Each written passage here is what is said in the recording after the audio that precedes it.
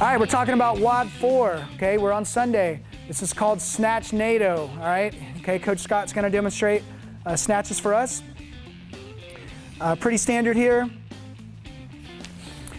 Bar goes from the ground overhead, his elbows are locked out, his hips are open, knees are open, he's exhibiting control at the top, okay? What we won't count would be where his knees and hips aren't open, so he's gonna demonstrate one of those here for us, where he doesn't stand all the way up. Good, abbreviated hip angle there. Good. And then the last no rep demonstration I'll have Scott do is just where he's pressing out overhead. We'll allow a little bit of press out, okay? We just don't want to see that bar pressed out from eye level or forehead level. Right, that would be a no rep, okay? Now we're going to the 10 box jump overs. Coach Scott's gonna help us with this. Basically the standard here is you can get, as long as you get over the box, it's gonna count. However you get over is totally up to you. You can bound all the way over the top of the box, okay? Or just jump completely over without touching the top. That works. You can land on top of the box and come over to the other side. That works. Notice Scott did not open his knees and hips there. That's totally fine. You can put your hands on top of the box to help yourself over. That works. You can do a step up and over. Any of those are allowed. What you can't do is bring any part of your body on the outside of the box. So we need your center of mass to go over the center of the box. So this would be a no rep here. Good. It's easy to see Scott's feet and ankles going over the side of the box. That's not a box jump over, that's a box jump around. So we're trying to get athletes over the top of the box. So Coach Dan's gonna help us with the pistols.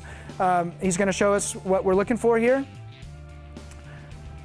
Good. Obviously hip crease is below knee crease, is exhibiting control, opening knees and hips at the top, and his off, no part of his off foot is touching the ground at all. If it does, that happens to be a no rep, okay?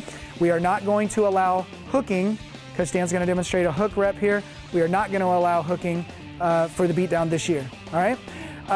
Now, Coach Dan's gonna demonstrate a pistol rep where he's coming up out of the bottom and he kind of bounces, but still exhibits control at the top. These are going to be allowed, okay? Right? Good. So as long as he stays on one foot and as long as he exhibits control at the top while his hip crease reaches below his knee crease at the bottom, he's good to go, okay? So here's an abbreviated pistol where a hip crease does not go below the knee crease. These would be no reps, okay? Not low enough, all right? And here's a no rep where he might get low enough, but he doesn't exhibit control at the top, okay? He may fall out of his pistol on his way up.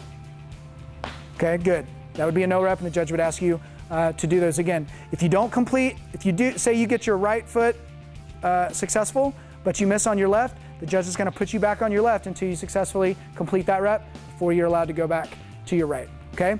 15 pistol squats for RX, again, alternating. For scaled, you're gonna do 30 squat jumps. So these are just air squats with a jump at the end. So Coach Dan's gonna demonstrate a good rep here. Air squat with a jump. There's no standard on how high you have to jump. All the judge is looking for is that both feet come off the ground. Again, standard squat form, hip crease below knee crease, open knees and hips at the top, okay? All right, so two other things we're going to allow on the pistol. Your off leg does not have to be straight out to the side. It can be, straight out in front. It can be out to the side. You can hold your toe with your hand. As long as it's off the ground and it's not hooked behind you, we're going to allow it. We're talking about test 4 now on Sunday, October 12th. All right, we are throwing empty kegs around. It's gonna be a lot of fun. Basically, it works like this. Each athlete will have an empty keg, okay? You're gonna throw the keg for distance as far as you can.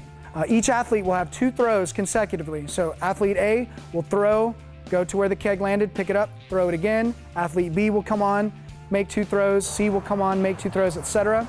You're gonna advance the keg as far as you can as a team toward a target. Once you've finished your 8 cumulative keg throws, once your last athlete has thrown their two attempts, you're gonna have a softball. Each athlete will have 1 softball, and now you're gonna throw the softball towards a target, all right? And then we're gonna give your team a score based on how close you can get the softball to the target. We're basically doing a big bullseye in the grass. So this is a measure of strength and power, then also of accuracy and touch, being able to get that ball as close as you can to the target. Clearly, the further you're able to advance the keg, the shorter the throws you're gonna have to be able to get as many points as you can. All right, that's test 4.